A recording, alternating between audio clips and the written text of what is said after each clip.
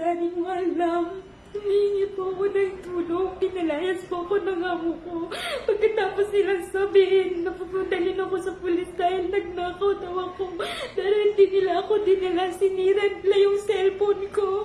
Tapos sinabukbok nila ng bato. Pagkatapos pinalabas ako sa sakyan, sabi nila lumayas ka na, umalis ka na dito. Yung mga gamit ko, lahat na doon sa kanila.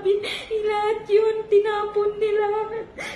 Pagkatapos po, buti na lang may taxi driver na nagtulong sa akin pumunta dito sa ospital para humingi ng tulong.